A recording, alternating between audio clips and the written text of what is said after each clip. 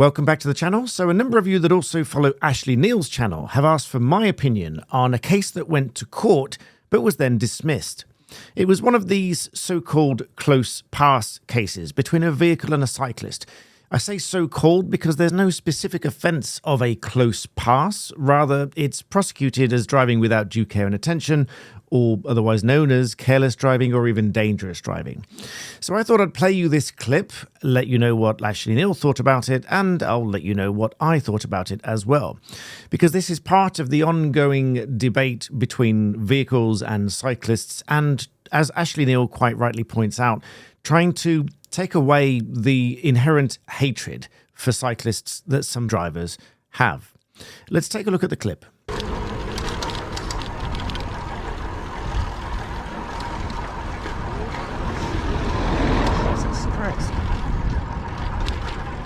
Let's have a look at this one again.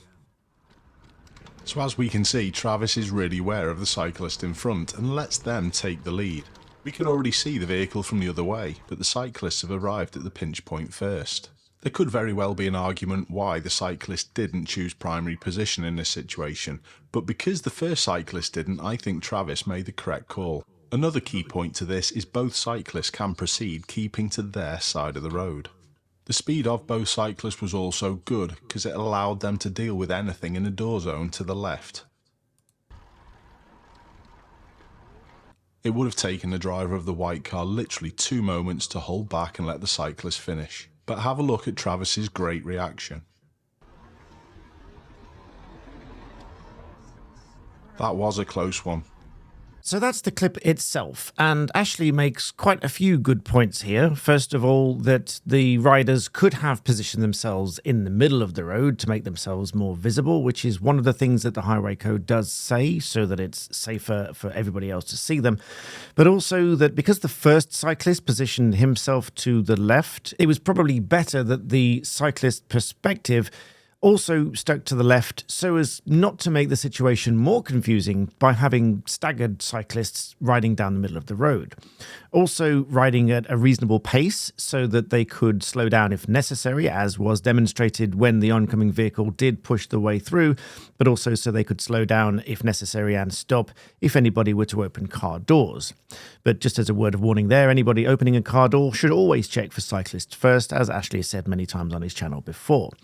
Now, the question really comes into play with this video as to the actual pinch point.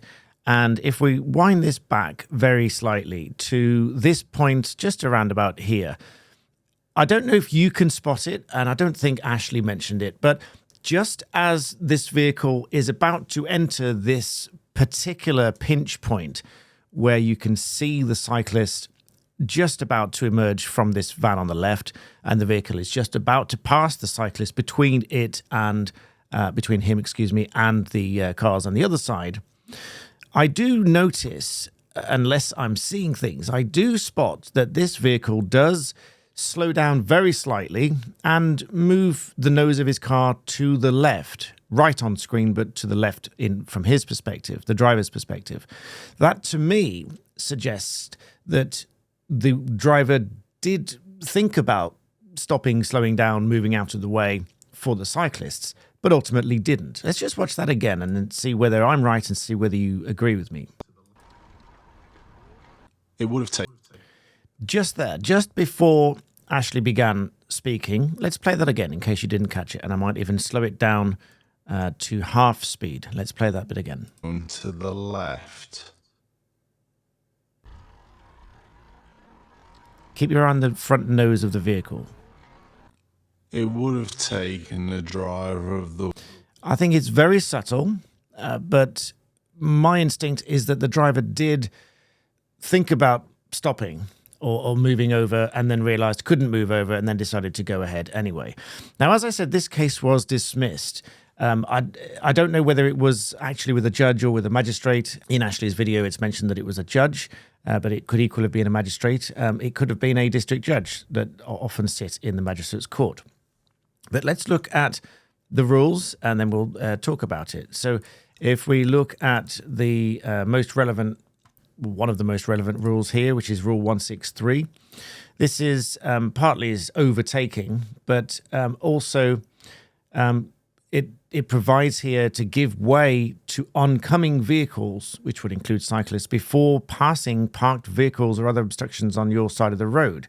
Now, clearly, overtaking a parked car is still an overtaking maneuver of sorts. Now, that vehicle is overtaking parked vehicles and should give way to oncoming vehicles. And as Ashley said, the cyclist had reached this pinch point first. Now, because they are, without doubt, the most vulnerable road user in this situation, in my view, the vehicle should have held back. There is no question, there's no doubt there. Is it suitable for prosecution? Well, clearly the police thought so, because otherwise it wouldn't have ended up in court, because these things are reported to the police. The police make an initial assessment and decide whether or not, but to the criminal standard of whether this person is guilty of an offence at this stage. That's for the court to do. But just whether or not there is enough evidence which could be sufficient to uphold a prosecution and conviction. And therefore the police clearly forwarded this to court for consideration.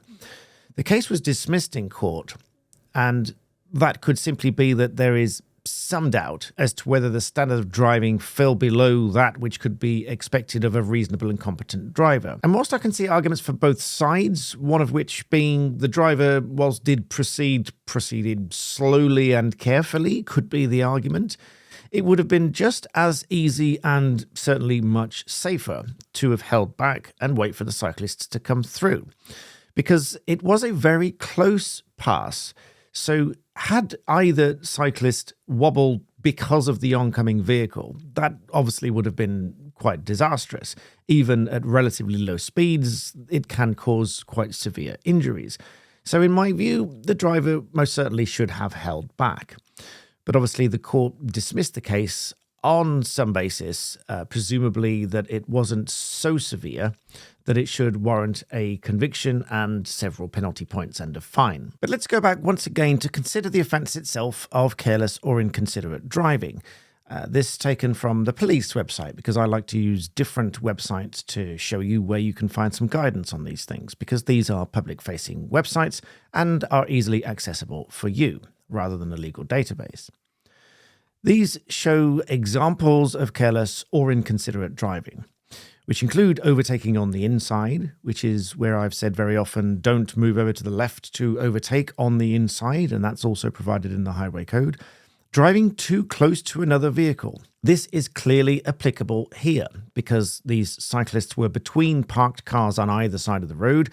They would have had no choice but to ride between those cars, because they're not allowed to ride on the pavement, so they had no choice but to ride in the road and between those parked cars.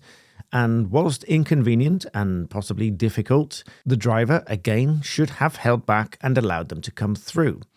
So this is a relatively straightforward case of driving too close to another vehicle, that being the cyclist, which, whilst not a vehicle in the standard sense, is certainly another road user. And let's not forget that police forces across the country are taking this seriously, and including West Midlands, which I believe was one of the first, in fact it says here, we became the first force in the country to proactively target close past drivers who endanger riders. Rules of the road say motorists should give cyclists at least the same space as vehicles when overtaking. But this would apply as well as in giving them space when squeezing through a gap which wouldn't otherwise be big enough. So overall, my views are somewhat balanced. I can see arguments as to why the court would have dismissed the case, because it wasn't a high-speed pass. The driver did appear to slow down and think about driving through more carefully, but ultimately, in my view, should have stopped and should have held back. So ultimately, I can understand why it's disappointing, because it would have been quite a fearful moment for a cyclist to come that close with a vehicle. Anyone that does any cycling will know how dangerous that can feel, and they really ought to have held back. And for me, even if this case was still a fairly balanced case in the eyes of the court, if the driver, as it suggests in Ashley's video, went on a tirade against cyclists, showing the attitude and anger towards cyclists, that really ought to have informed the court's view as to what attitude that driver had towards other cyclists. So again, in my view, it should have fallen down on the side of being a successful prosecution. The police certainly thought so to bring it to court in the first place. The rider clearly thought that he was in danger and needed to report the incident, and ultimately went to court, which it isn't going to do unless it's really necessary, because of course the police don't like to waste the court's time. So those are my views. It's not the most straightforward case you will ever see of a close pass, but in my view, in the round, I think it should have been successful. But leave me your thoughts and comments in the box below. Make sure you subscribe. Check out Ashley's channel if you haven't seen it before. And thank you for watching. I'll see you next time.